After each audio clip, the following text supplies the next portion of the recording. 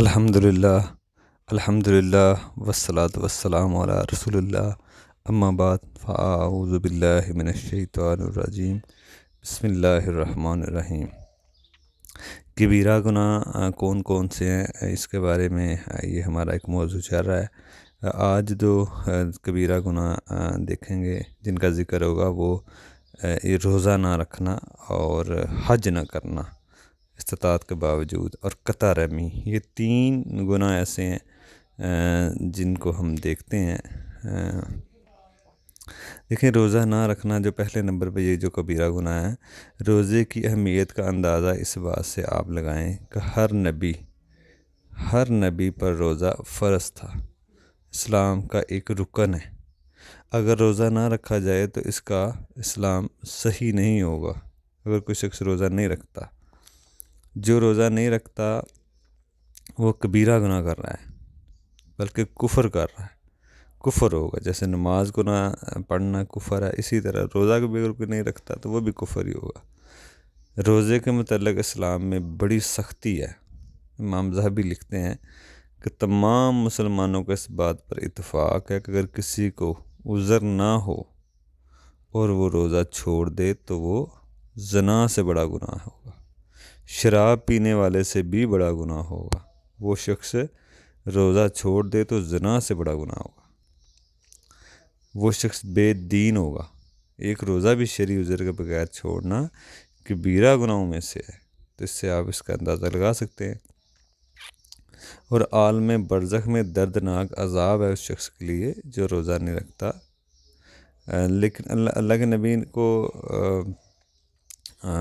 دکھایا گیا کہ مجرموں کو عذاب دیا جا رہا تھا، وہ بھی اللہ کے نبی کو دکھایا گیا۔ ان میں سے ایک روزہ نہ رکھنے والا بھی موجود تھے، ان میں وہ بھی تھا جو روزہ نہیں رکھتے تھے۔ جب عالم برزخ میں اللہ کے نبی کو کچھ ایسے لوگ دکھائے گئے جن کو عذاب ہو رہا تھا، تو ان میں سے ایک وہ بھی تھا جو روزے جو لوگ نہیں رکھتے، بلکہ وہ لوگ تھے جو لوگ روزہ وقت سے پہلے افطار کر لیا کرتے تھے۔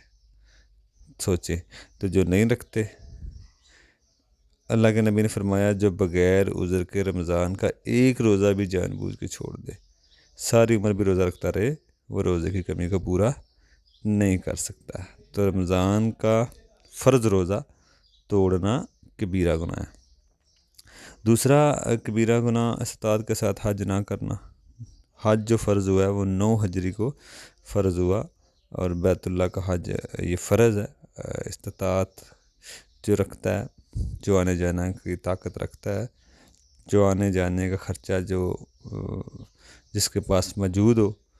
استطاعت کیا چیز ہے؟ ساتھیوں کو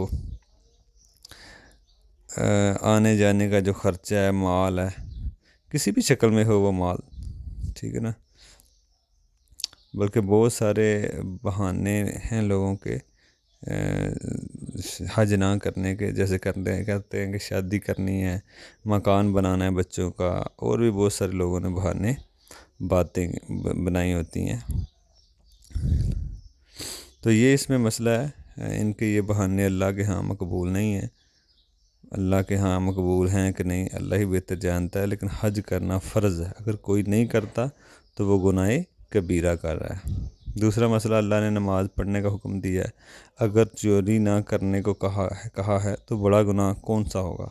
جیسے ایک تو ہوتا ہے کہ اللہ تعالیٰ فرماتا ہے کہ یہ کام کرنا ہے، جیسے نماز کا پڑھنا۔ دوسرا یہ ہوتا ہے کہ اللہ تعالیٰ کہتا ہے کہ یہ کام نہیں کرنا، جیسے چوری نہ کرنا۔ تو ان میں سے بڑا گناہ کون سا ہوگا؟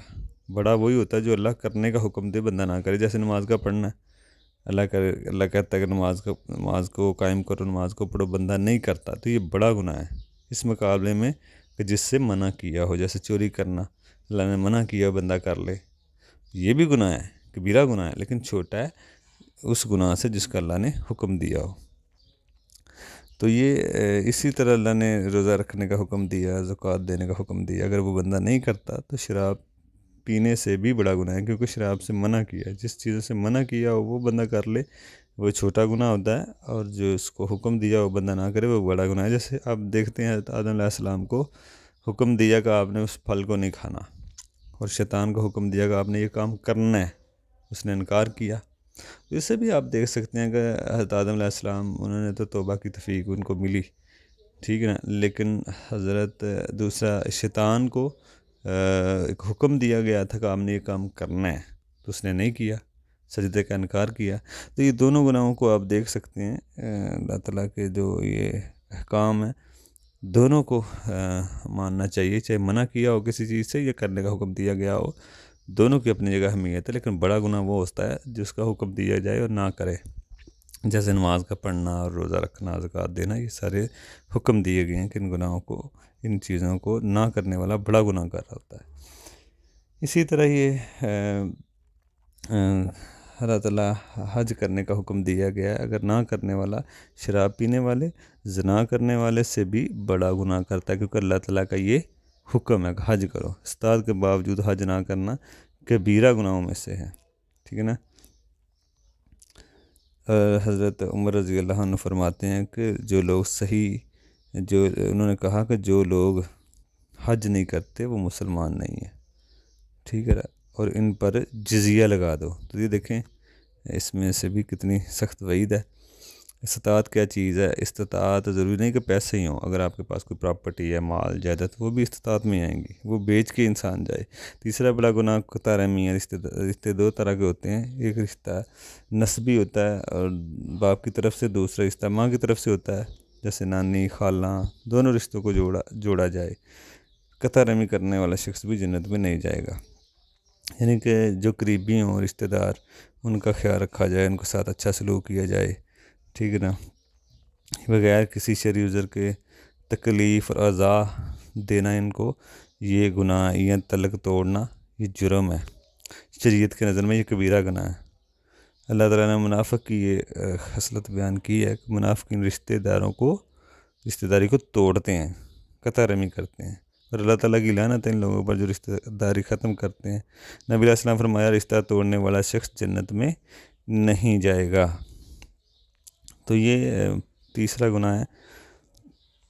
اسی طرح بندے کی نماز قبول نہیں ہوتی، کوئی عمل قبول نہیں ہوتا جو اپنے بہن بھائیوں کو، رشتے ناطے کو توڑتا ہے۔